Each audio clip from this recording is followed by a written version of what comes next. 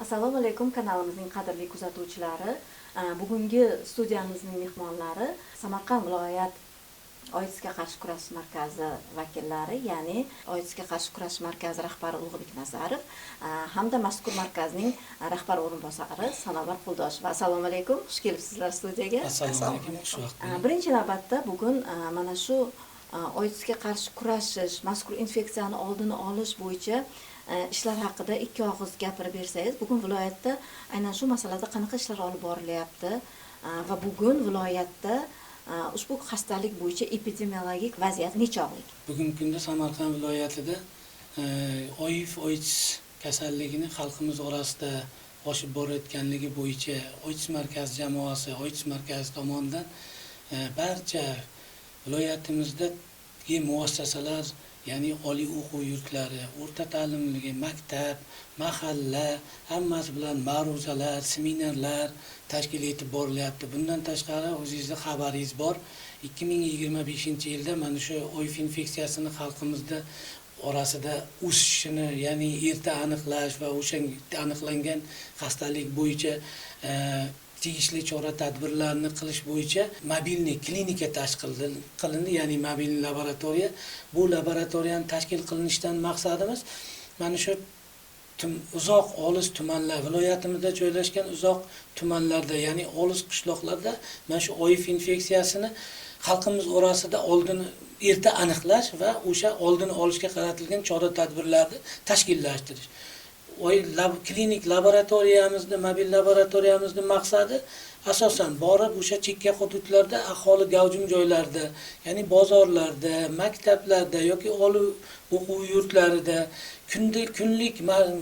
kunlik ishchilar markazlarida mana shu aholi orasida ekspress test sistemalar bilan nafaqat OIF infeksiyasiga, bundan tashqari gepatit B, yuqumli bo'lgan zaxm kasalliklarini ham tekshirishga mujassamlashgan va o'sha aniqlangan kasalliklar bo'yicha tegishli chora-tadbirlarni olib borishga mo'ljallangan. Bundan tashqari 2025-yilda markazimizda bemorlarga, mana shu OIF infeksiyasiga chalingan shaxslarda tahlil natijalarini, ovoragarchiliklarni oldini olishga qaratilgan, ya'ni ultra tovushli tekshiruv apparati tashkil qilindi. Bundan maqsad nima? Bilasiz, OIF infeksiyali shaxslarda ko'proq ichki kasalliklar, ya'ni jigar bilan bog'liq bo'lgan, o'pka bilan bog'liq bo'lgan kasalliklar ko'proq kuzatiladi. Shuning uchun buni erta aniqlash va tegishli choralarni ko'rish maqsadida imtiyozli ravishda, ya'ni bemorlarda sasongarchiligi, ovoragarchiligini oldini olish maqsadida mana shunaqa tekshiruvlar tashkil qilingan, tekshiruv apparatlari tashkil qilingan. Ulug'bek aka, mana tekshiruvlar haqida gapiryapsizda. Mana hozir bir ma'lumotlar aytib o'tdingiz suhbatdan oldin, ya'ni aholi o'rtasida o'sha oson tekshirish usullari paydo bo'ldi mana shu yil. Xususan mana bu kartochkalar orqali, ya'ni mana shu orqali bemalol saytga kirib, QR kod orqali saytga kirib bemalol o'z o'sha natijani bilish mumkin va boshqa bir yangiliklar paydo bo'ldi degan fikrlarni aytdilar. Shu haqida qisqacha to'xtalib o'ting. Buni o'zi umuman ishlash jarayoni qanday bo'ladi? Mana shu kartochka bilan ishlash jarayoni. Bu yangilik bugungi kunda O'zbekiston bo'yicha faqat Samarqand viloyatida mavjud yangi model. Bu epidemiyani to'xtatishni Samarqand modeli deb nomlanadi. SAMEK deb loyihaning nomi. Bu modelni asosiy maqsadi nima? Asosiy maqsadi Butunjahon Sog'liqni saqlash tashkiloti qo'ygan talab, ya'ni 95-95-95 strategiyasiga erishish. Bunga qanaqa qilib erishishimiz mumkin? Mana shu model yordamida juda katta ishlar olib borilyapti. Bu narsa 2025 shu o'rinda 95-95-95 nima ekanligini ikki og'iz kuzatuvchilarimizga aytib o'taylik. Ya'ni 95% aholi o'z kasalligi haqida bilish kerak, 95% bemorlar davolanish kerak, to'g'rimi? To'g'ri. Bu 95-95 tamoyili bu nima? Demak, o'zida OIF infeksiyasi borligini bilgan shaxslar 95% ga erishilish kerak. Chunki bugungi kunda hozir aholini 100% OIF bilan tekshirish imkoniyati yo'q. shu nuqtai nazardan qaraganda OIF bilan kasallanganlarning 95% hali o'zini statusi haqida bilishmaydi. Voz qo'ygan talab xuddi shu narsa. Jahon sog'liqni saqlash tashkiloti qo'ygan talabga Jahon ko'ra, sog'liqni demak, saqlash tashkiloti qo'ygan talab 95% OIF bilan zararlangan shaxs o'zini OIF ekanligini bilishi kerak. Bu birinchi 95.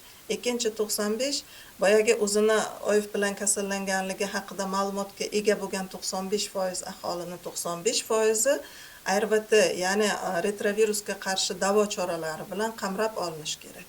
Uchinchi 95 bu boyagi 95% terapiya qabul qilayotgan shaxslarni 95%da virusli remissiyaga erishish, ya'ni bu nima degani? Oddiy tilda aytganda yuqumlilik yo'q holatiga erishish degani. Mana shu 395 ga erishsak, 30-yilga kelib biz epidemiyani to'xtatdik deya olar ekanmiz. Maqsadimiz shu. Mana shu maqsad yo'nalishida bu kartochkalar Samak loyihasi yo'lga qo'yilgan. Bu loyihani bitta yo'nalishi bu hisoblanadi. Ya'ni bu vizitkalar orqali QR kodlari bor bu vizitkada. Vizitka hozirgi bugungi kunda rus tili va o'zbek tilida ishlab chiqilgan. Bitta vizitkada rus va o'zbek tilida ishlab chiqilgan. Keyingi maqsadlarimizdan bittasi buni ingliz tilida ham vizitkani yaratish, chunki hammalaringizga ma'lum, bugungi kunda Samarqand viloyatimizda, Samarqand shahrida turizm rivojlanganidan tashqari yana studentlar, talabalar, chet ellik talabalar juda ham ko'p. Bilasizlar, mana tibbiyot universitetida, o'zimizda Samarqand davlat universitetida juda ham ko'p chet ellik talabalarimiz bor. Ana shular uchun ham ingliz tilidagi vizitkalar yaratilyapti. Demak, ishlash prinsipi haqida gapirsak, ishlash prinsipi QR kod bu juda ham oddiy, qulay ishlangan. QR kod oddiy smartfon orqali skaner qilinadi. Skaner qilingandan keyin to'g'ri saytga tashlaydi. Saytda keyingi qo'llanma o'zi ko'rinib turibdi. Ya'ni sizdan so'raladi, bu 3-4 ta oddiy savollar beriladi, belgilab ketish kerak. Ya'ni siz qayerdan bu sayt haqida ma'lumotga ega bo'ldingiz? Shunga o'xshash 3-4 ta savollar mavjud va telefon raqamingizni qoldirasiz. Nima uchun bu kerak? Kuryer sizga bepul testni yetkazib berishlari uchun. Ya'ni buni imkoniyatlari keng. Demak, o'sha kuryer testni yetkazib beradi. Demak, o'sha bu ma'lumotni kiritgan odamga testni yetkazib beradi va test orqali u o'zini OIFga chalingan yoki chalinmaganini o'zi aniqlaydi, to'g'rimi? Maqsad xuddi shunaqa maqsad, chunki boya suhbat davomida gaplashdik. Har qanday shaxs ham kelib OITS markaziga o'zi uchun shunchaki tekshirishga jur'at eta olmaydi. Chunki kimnidir mablag' yetishmaydi, yo'lga pulim yo'q deydi. Kimdadir uyalish bo'lishi mumkin, kimdadir qo'rquv bo'lishi mumkin. Umuman har xil odamda har xil sabab bo'ladi.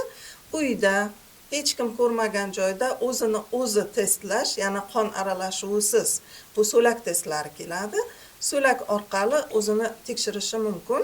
Mana shu saytda qanaqa qilib tekshirish aniq ko'rsatilgan, videoroligi ham mavjud, instruksiyasi ham mavjud, qo'llanmalari mavjud va qanaqa qilib o'zini o'zi tekshirishi mumkin. Demak, mana keyingi paytlarda ijtimoiy tarmoqlarda sizlarni kuzatamiz. O'shanda juda ko'p, deylik, o'sha bozorlarda, aholi gavjum, o'sha savdo rastalarida mana shunaqa test olganlaringizni kuzatib bordikda, to'g'rimi?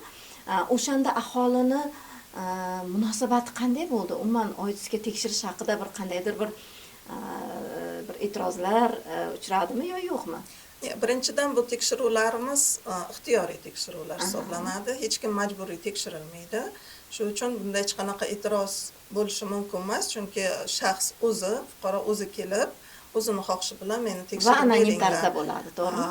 Anonim bo'ladi, chunki bu yerda hech qanaqa shaxsni tasdiqlovchi hujjat talab qilinmaydi.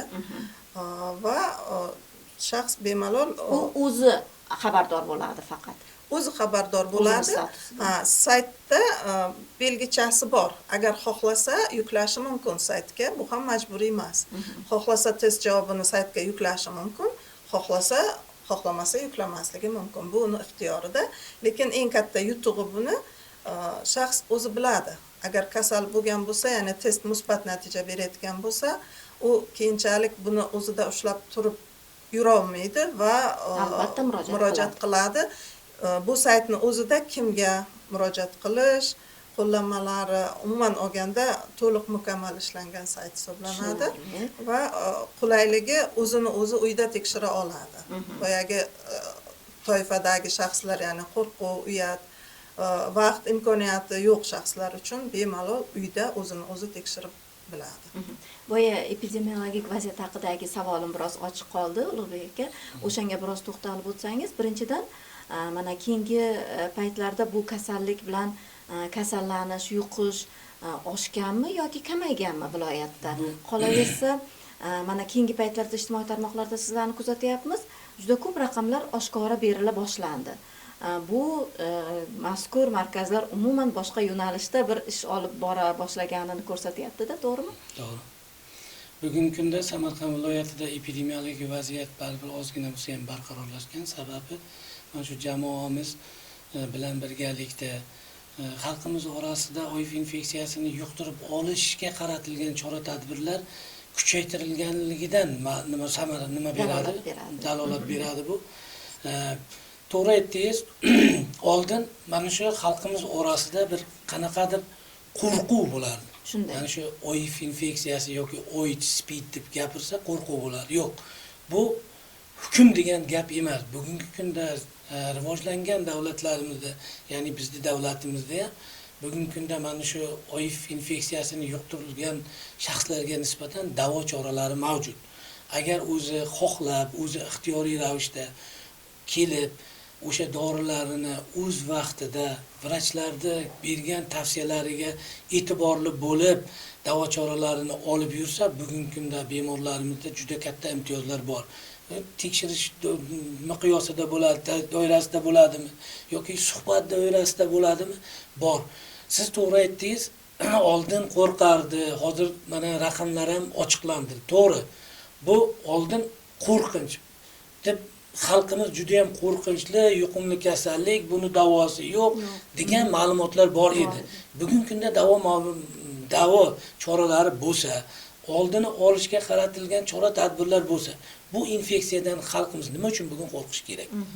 Bundan tashqari mana o'zingiz aytdingiz, mana yaratilgan mana shu imkoniyat qilib berilgan davlatimiz tomonidan mobilniy laboratoriyalarimiz bor. Chekka qishloqlarga borib, faqatgina tekshirish emas bugungi kunda. Mana shu HIV infeksiyasi to'g'risida ma'lumotlar, unga tegishli bo'lgan qanaqa yo'nalishlar, qanaqa qilib oldini olishga qaratilgan chora-tadbirlar ham mana shu borgan mutaxassislarimiz tomonidan aholi orasida keng targ'ib qilinib borishdan samara beradi. Mana kasallik ko'rsatkichi ozroq miqdorda bo'lsa ham kamayganini kuzatdik. Kasallik ko'rsatkichi 2024-yilga nisbatan 2025-yilda o'sishi ham, tekshirishlar soniga nisbatan kasallikni ko'rsatishi ancha pasaydi.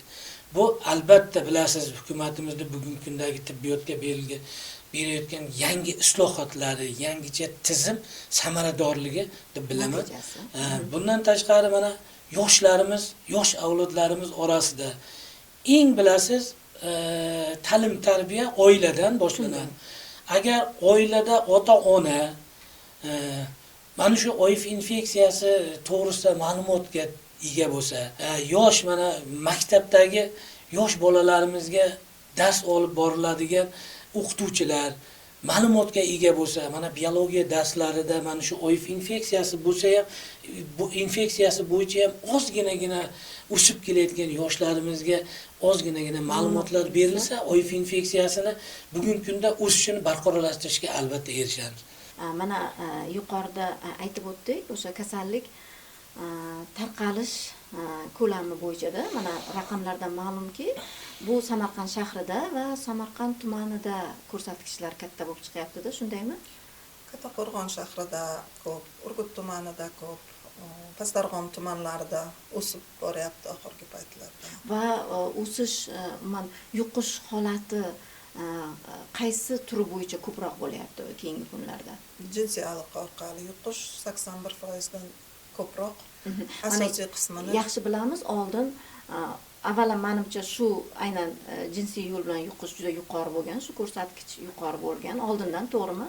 yo'q, oldinlari epidemiyani boshlanish vaqtida asosan parenteral, notibbiy parenteral, ya'ni narkotik moddalar, giyohvand moddalar qabul qiluvchi shaxslar orasida igna orqali tarqalish juda ko'p edi. Mana shu bizning markazimizni ham ish faoliyati boshlangan davrlar, birinchi 10-15 yillarida bu ko'rsatkich juda baland edi. Bugungi kunda notibbiy ham, tibbiy parenteral yo'llari ham keskin kamaydi. Tibbiy mana oldin shunaqa o'sha tibbiy uskunalar orqali yuqish holatlari haqida ham bor-burilardi-da. Bugun bu narsa kamaydi, keskin kamaydi. Bu keskin kamayishga nima sabab bo'ldi?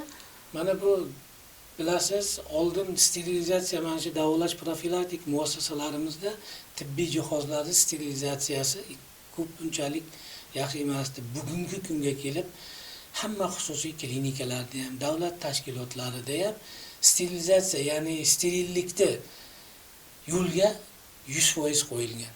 Bu o'ylaymanki, parenteral keyin mana bundan tashqari mana igna orqali giyohvand shaxslar orasida ham o'sishi kam parenteral yo'l bilan kamayganligini sababi bizda viloyatimizda oldindan loyiha ishlab keladi. Bu mana shu aholi orasida OIF infeksiyasiga moyil guruhlar orasida targ'ibot-tashg'ibot ishlari bo'ladi. Bunda viloyatimizda bugungi kunda 15 ta ishonch xonasi faoliyat yuritib kelyapti. Bitta anonim xona faoliyat yuritib kelyapti.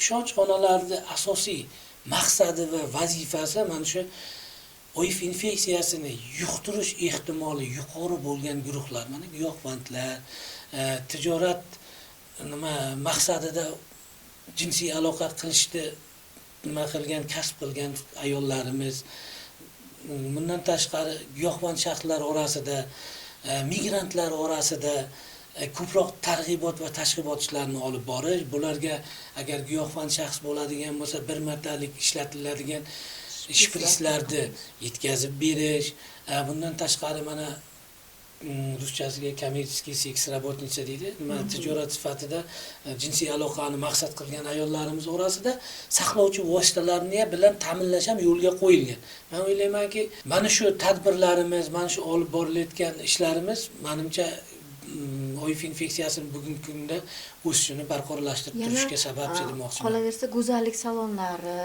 o'sha sartaroshxonalardagi yuqish holatlari ham ilgari kuzatilganda, hozir bu masalada bugungi kunda jamoamiz xodimlari tomonidan viloyatda joylashgan barcha sartaroshxonalari, go'zallik salonlari, mana bilasiz, salon massaj xonalar, bular bo'yiga ham borib, ichiga kirib, bundan tashqari har bitta viloyatimizdagi xususiy davolash muassasalariga ham kirib, o'sha joyda OIF infeksiyasini profilaktikasi, ya'ni uni oldini olishga qaratilgan chora-tadbirlar, murojaat etayotgan shaxslarga yuqtirib qo'yish yo'llarini qanday qilib bartaraf qilish usullari bugungi kunda mukammal ravishda olib borilyapti. Umuman mana shu holatga kelgunga qadar deylik bironta davolash muassasasi yoki o'sha go'zallik salonlari OIF infeksiyasini yuqtirgani sababli bir jinoiy javobgarlikka tortilgan holatlar bo'lganmi? Jinoiy javobgarlikka 2025-yilda 2 ta go'zallik salonimiz jinoiy javobgarlikka tortildi. Bu bo'yicha qonun doirasida chora-tadbirlar belgilandi. Demak. Katta rahmat. Mana migrantlar haqida ham bir gapirib o'tdilaringiz. Mana shu yuqish yo'li ko'p holat, juda katta foizi bo'lgan holatga sabab aynan migrantlar sabab bo'lmayaptimi? Nima deb o'ylaysiz? Bo'lyapti. Chunki migratsiyaga ketgandan keyin asosan migratsiyaga kim ketadi? Yosh yigitlar, yosh ayollar ketishadi, ya'ni bular jinsiy yetuk yoshdagilar ketadi va tabiiyki uzoq muddat oilasidan uzoqda bo'lgandan keyin ular begona jinsiy aloqalarga kirishishlari bu tabiiy hol. Kelganlaridan keyin afsuski hammasi ham birdan tibbiy ko'rikdan o'tishmaydi. Ana shu aeroportlarda, o'sha chegara nimalarida OITSdan o'tishga majbur degan bir ma'lumot bor edi adashmasam, yo hozir u bor edi, to'g'ri, bu qaror chiqqan edi senatdan, keyin vaqtinchalik u to'xtatildi. Ko'p aholi o'rtasida noroziliklarga sabab bo'ldi. Shuning uchun u vaqtincha to'xtatildi. Endi bu yerda ko'proq biz aholini tibbiy ongini rivojlantirsak, bu menimcha osonroq ya'ni yo'li o'zlari bo'ladi. o'sha o'zlari O'z xohishi bilan o'zlari tekshirilsa, samarasi kamroq hisoblanadi, usul hisoblanadi. Bizni istiqbolli rejalarda aynan mana shu Samek loyihasi doirasida ham testmatlar, ya'ni testlarni o'zi oladigan bankomatlar qo'yish vokzal va aeroportlarga rejalashtirilgan. Ya'ni migrantlar keladi, boyagi bankomatdan pul olamiz-ku, xuddi shunaqa qilib testni olishlari mumkin bo'ladi. Bu maxfiy, anonim bo'ladi, bepul faqat bo'ladi. o'zlari xabardor bo'ladi. Ha, bepul bo'ladi. Bu yaqin yillarda yo'lga Bu qo'yiladimi? yaqin yillarda yo'lga qo'yilishi kerak. Iloji bo'lsa shu yilning oxirigacha yo'lga qo'yish maqsadimiz, niyatimiz bor. Bu narsa yo'lga qo'yilsa, vaqt olmaydi. Bankomatdan pul sug'urganday qilib, bankomatdan testni oladi-yu, xuddi mana shu tartibda ishlaydi, yuqorida tushuntirgan tartibda xuddi shu tartibda borib uyida bemalol hech kimga ko'rsatmasdan boyagi tekshiruvni o'tkazib oladi. Bu ham yangi usullardan bittasi. Katta rahmat suhbatlaringiz uchun va suhbatimiz so'ngida aholiga umuman OITS infeksiyasiga chalinmaslik uchun nimalar qilish kerak, nimalarga e'tibor qaratish kerak, shu haqida ikki og'iz fikrlaringizni aytib o'tsalaringiz. Bu infeksiya havo tomchi infeksiya emas. Ya'ni bu oddiy siz bilan suhbatlashganda yuqib qolishi yoki siz bilan qo'l berib ko'rishganda, yopishib ko'rishganda yuqadigan infeksiya emas. Shuning uchun buni bajarish, boshqarish mumkin. Ya'ni inson o'zini o'zi himoya qilsa, tibbiy ongi rivojlangan bo'lsa, o'zini o'zi hurmat qiladigan inson bo'lsa, o'zini bemalol himoya qilishi mumkin. Ya'ni aniq ma'lum bir qoidalarga himoya qilgan holda. Begona jinsiy aloqalarga kirishmasa, tibbiyot muassasalariga murojaat qilganda, tibbiyot muassasasidan bir martalik tibbiy buyumlarni talab qilsa, go'zallik salonlariga borganda bir martalik tibbiy asbob anjomlar yoki sterillangan asboblar ishlatilishini talab qilsa, bemalol odam o'zini o'zi himoya qila oladi. Shuning uchun yana qaytarib aytaman, qachonki aholimiz bu narsani o'zi tushunib yetsagina, biz boyagi 95 tamoyilga erisha olamiz. 95% bu kasallikni oldini olish sog'lom turmush tarziga rioya qilishdir. Agar o'zi inson ongli ravishda mana yuqish yo'llarini aytib o'tdik, bir nechtasini ta'kidlab o'tish ham mumkin. Agar o'zi to'g'ri mana jinsiy aloqalardan tiyilsa, har xil yoshlarimiz giyohvand moddalarni iste'mol qilishdan tiyilsa, bugungi kunda sog'lom turmush tarziga rioya qilib yashasa, menimcha o'ylayman, OIV infeksiyasini yuqtirish ehtimoli juda ham kamayadi. Shunday. Asosan bilasizmi, mana yoshlarimiz hozir juda ham biz xursand bo'lgan tomonimiz, mana bizada anonim xona degan xona tashkil qilingan.